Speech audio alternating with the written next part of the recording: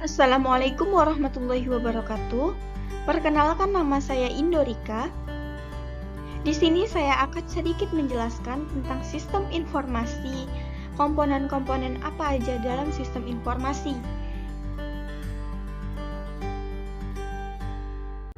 Baiklah, dalam video kali ini penjelasan pertama adalah sistem informasi, apa itu sistem informasi, dan lain sebagainya. Sistem informasi. Sistem informasi atau disingkat dengan SI adalah kombinasi dari teknologi informasi dan aktivitas orang yang menggunakan teknologi untuk mendukung operasi dan manajemen. Dalam arti yang sangat luas, sistem informasi istilah yang sering digunakan untuk merujuk pada interaksi antara orang.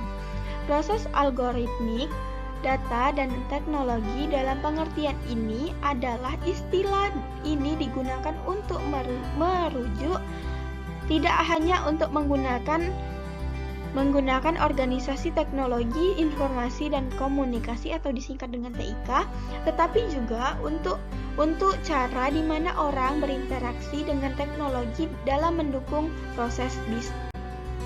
Jenis-jenis sistem informasi. Yang pertama, sistem informasi manajemen. Yang kedua, sistem informasi eksekutif. Yang ketiga, sistem informasi akuntansi. Yang keempat, sistem informasi keuangan. Yang kelima, sistem informasi manufaktur. Yang keenam, sistem informasi sumber daya manusia. Yang ketujuh, sistem informasi pemasaran. Yang pertama, sistem informasi manajemen. Jenis sistem informasi yang pertama ini adalah SIM, Sistem Informasi Manajemen. Sesuai dengan namanya, sistem informasi ini menyasar untuk kegiatan manajerial. Yang termasuk ke dalam manajerial adalah setiap orang yang memiliki kedudukan dalam berorganisasi dan pekerjaan yang memiliki tanggung jawab untuk manajemen pada suatu divisi dan bagian dalam perusahaan. Fungsi sistem informasi manajemen ini seperti 1. Monitoring kinerja karyawan. 2. Memberi penilaian karyawan. 3. Memberi laporan dari karyawan, dan lain-lain. Yang kedua, sistem informasi eksekutif. Jenis sistem informasi yang kedua ini adalah sistem informasi eksekutif. Sistem informasi eksekutif berarti merupakan sebuah sistem informasi yang dikembangkan dan juga diimplementasikan untuk memberikan kemudahan arus informasi suatu organisasi untuk perusahaan kepada mereka yang berada pada level eksekutif. Adapun mereka yang termasuk ke dalam level eksekutif dari sebuah perusahaan atau organisasi adalah mereka yang 1. Memiliki hak penuh atas organisasi maupun perusahaan, bisa jadi pemegang tunggal perusahaan dan juga pemegang saham organisasi atau perusahaan. Yang kedua, CEO atau pemimpin tertinggi dari sebuah perusahaan. Yang ketiga, Dewan Komisaris Perusahaan.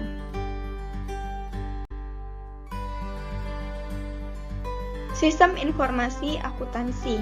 Sistem Informasi Akuntansi atau SIA merupakan salah satu pengimplementasian dari sistem informasi manajemen yang berhubungan dengan kegiatan akuntansi dan juga perhitungan dari sebuah perusahaan maupun organisasi. Sistem informasi akuntansi ini dapat membantu para akuntan dari sebuah perusahaan atau organisasi dalam melakukan proses audit dan kondisi keuangan perusahaan, menampilkan data-data pembajaan, pembelian, dan segala bentuk keuangan yang dilakukan dan dilalui oleh sebuah perusahaan, membantu mempercepat proses perhitungan akuntansi keuangan, menemukan keuntungan dan juga kerugian usaha dalam sebuah perusahaan. Yang keempat, sistem informasi keuangan. Sistem informasi keuangan merupakan sistem informasi yang berada di bawah manajemen dengan fungsi untuk mengatur keuangan perusahaan. Sistem informasi keuangan ini nantinya akan terintegrasi dengan sistem informasi akuntansi untuk masalah pencocokan data. Ada beberapa alasan penting kenapa harus diimplementasikan sistem informasi keuangan dalam bisnis. Untuk mencatat semua transaksi keuangan dalam bentuk tertentu dapat diintegrasikan dengan sistem informasi akuntansi sebagai audit dan cross check terhadap pemasukan dan pengeluaran bisnis.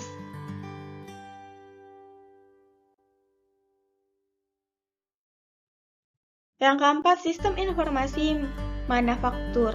Untuk bisnis Anda yang bergerak dalam bidang manufaktur atau produksi memiliki sistem informasi manajemen ini adalah hal yang wajib. Ada beberapa manfaat yang akan diperoleh dari sistem informasi manufaktur seperti untuk mencatat produksi dalam bisnis, untuk mencatat hasil produksi yang tidak lulus quality check, mencatat pemesanan barang. Kelima, sistem informasi sumber daya manusia. Sistem informasi ini sering digunakan pada bagian HRD dan juga personalia dalam perusahaan untuk menyimpan data diri karyawan, baik gaji pokok, tunjangan, bonus, masa kerja, jabatan, dan lain sebagainya. Dengan adanya sistem informasi ini, kerjaan dari bagian SDM atau sumber daya manusia bisa lebih mudah. Selain itu, sistem informasi sumber daya manusia ini juga bisa dikombinasikan dengan sistem informasi manajemen keuangan dan lain sebagainya.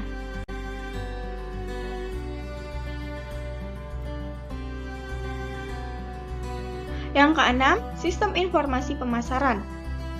Sistem informasi pemasaran sangat penting bagi divisi pemasaran dalam perusahaan. Dengan sistem pemasaran ini akan membantu dalam proses pencatatan dan memberi segala informasi mengenai penjualan yang telah dilakukan dari perusahaan. Manfaat lainnya dari sistem informasi pemasaran ini seperti mengetahui jumlah produk yang terjual, mengetahui produk yang paling laku, mengetahui produk yang jarang peminat, mengetahui metode pemasaran yang tepat, mengetahui respon pasar terhadap produk. Yang ketujuh, sistem informasi eksekutif. Nah, yang terakhir ini adalah sistem informasi eksekutif. Sistem informasi eksekutif dikembangkan dan juga digunakan untuk mereka yang berada di level eksekutif dari suatu perusahaan. Sistem informasi ini akan memberikan kemudahan dalam arus informasi dan divisi di bawahnya kepada mereka. Lalu siapa yang termasuk level eksekutif? Adalah mereka yang memiliki hak penuh atas kewajiban CEO, komisaris, pimpinan tinggi, diskresi, dan elemen eksekutif lain yang memiliki kewenangan dalam perusahaan. Kita masuk kepada penjelasan yang kedua, komponen dan fungsinya dalam sistem informasi.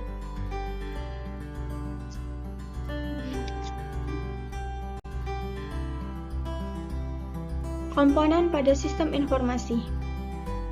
Perangkat keras atau komputer atau hardware, komponen utama dan pertama dari sebuah sistem informasi adalah adanya perangkat keras berupa komputer dan perangkat kabel lainnya. Umumnya komponen ini dibangun dengan sistem komputer didistribusikan dengan server pemrosesan paralel.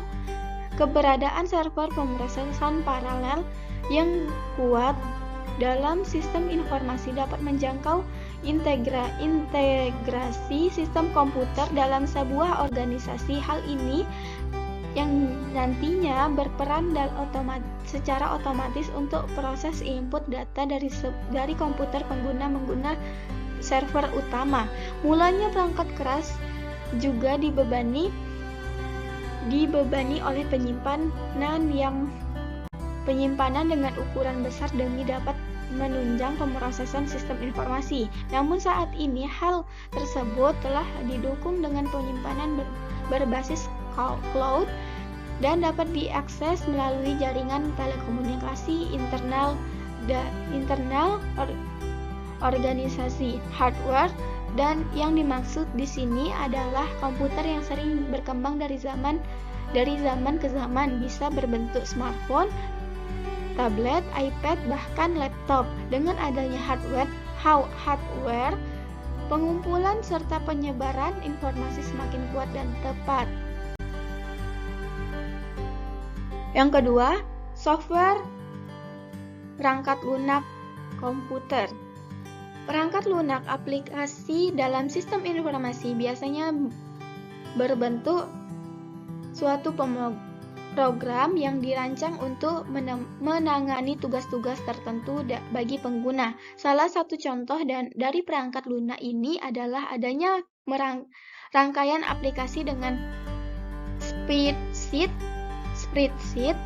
untuk program pengolahan tugas dalam industri yang dibangun secara vertikal seperti penjadwalan, peruntutan, dan pelacakan produk.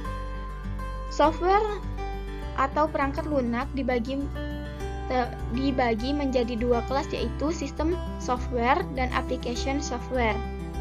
Sistem software merupakan operating system yang didukung dengan hardware menjadi perangkat yang berguna.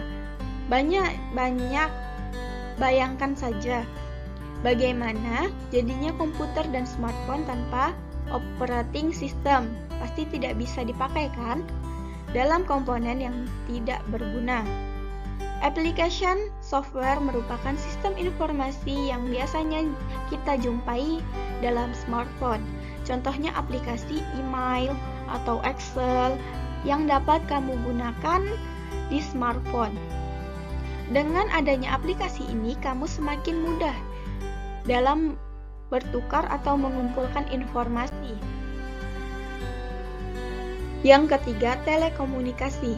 Untuk sinkronisasi sistem informasi dengan seluruh perangkat komputer di dalam organisasi diperlukan adanya integrasi telekomunikasi. Umumnya komponen ini berbentuk portable atau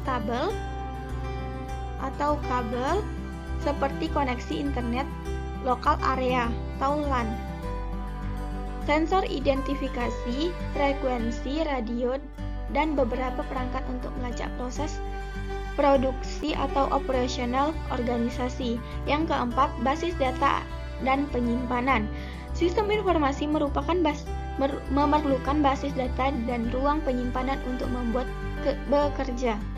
bekerja. Tanpa adanya basis data dan ruang penyimpanan yang cukup, informasi yang dihasilkan tidak dapat maksimal dan terbatas. Oleh karena itu, keberadaan basis data yang merupakan kumpulan data saling terkait dan beraturan dalam bentuk kinerja yang menjadi penting bagi sistem informasi. Contoh lainnya, seorang penjual pakaian membuat katalog agar informasinya mudah dibaca oleh para pelanggannya. Nah, tempat dikumpulnya berbagai informasi tersebut dapat dikatakan database. Sementara itu, data warehouse adalah sebuah tempat yang berisi kumpulan informasi yang terorganisir dan sewaktu-waktu dapat dibuka kembali. Yang kelima, sumber daya manusia dan prosedur. Beberapa sistem informasi digunakan untuk proses otomatisasi produksi atau operasional berbasis data yang kuat. Pemrosesan data ini tentunya memerlukan sumber daya manusia yang cakap sebagai personal teknis dalam pengelola sistem informasi. Seluruh pekerja dalam suatu organisasi harus dilatih untuk memanfaatkan sistem informasi secara maksimal. Hal ini ditunjukkan agar operasional organisasi dapat berjalan dengan cepat dan efisien. Oleh karena itu, diperlukan pula adanya prosedur penggunaan dan pengoperasian sistem informasi oleh banyak pengguna. Begitu pula nantinya diadakan pula pemeliharaan sistem informasi untuk proses otomatisasi jadwal pengajian, pengajian, produksi, manajemen surat, dan lain sebagainya. Oke, baiklah, itulah video dari sistem informasi yang saya jelaskan. Maaf kalau ada salah-salah kata. Saya mohon maaf yang sebesar-besarnya. Terima kasih. Wassalamualaikum warahmatullahi wabarakatuh.